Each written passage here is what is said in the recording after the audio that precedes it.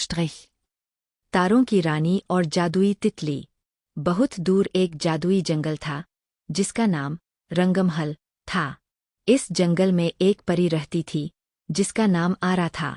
आरा कोई साधारण परी नहीं थी, वह तारों की रानी थी और उसके पंख तारों की सुनहरी धूल से चमकते थे। वह हर रात आसमान में उड़कर सोए हुए तारों को जगाती थी ताकि वे दुनिया को रोशनी दे सकें। एक दिन आरा ने देखा कि उसके जंगल में लगे जादुई फूल मुरझाने लगे हैं। रंगमहल का रंग फीका पड़ रहा था। आरा बहुत परेशान हुई।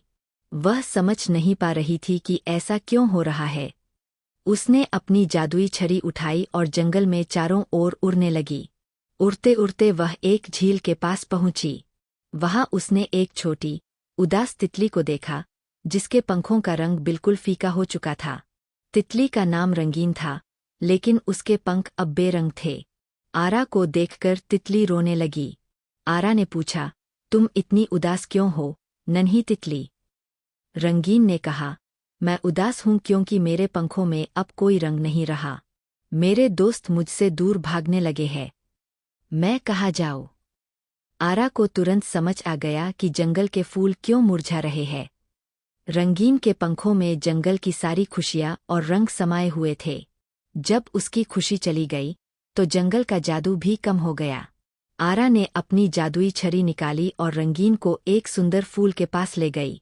आरा ने अपनी छड़ी से फूल पर जादुई रोशनी डाली और रंगीन से कहा, फूल को छू कर देखो। जैसे ही रंगीन ने फूल को छुआ, फूल की एक पंखुड़ी उसके पंखों से चिपक गई। आरा ने उसे समझाया, जब तुम उदास होती हो तो तुम दूसरों की खुशियां छीन लेती हो, लेकिन जब तुम खुद खुश होती हो तो तुम अपना रंग दूसरों को देती हो। आरा ने अपनी छड़ी से उस फूल से जादुई धूल लेकर रंगीन के पंखों पर छिड़क दी। रंगीन ने अपनी आंखें बंद कर लीं और जब उसने उन्हें खोला तो उसके पंखों में इंद्रधनुष के सारे रंग वापस आ गए थे। उसकी खुशी की कोई सीमा नहीं रही। वह खुशी से झूम उठी और पूरे जंगल में उड़ने लगी। जैसे ही रंगीन ने अपनी खुशी बांटी, रंगमहल में जादुई फूलों के रंग फिर से खिल उठे। अब आरा को पता था कि सच्चे रंग जादू से नहीं, बल्कि एक दूसरे के साथ खुशियां बांटने से आते हैं। उस दिन से आरा और रंग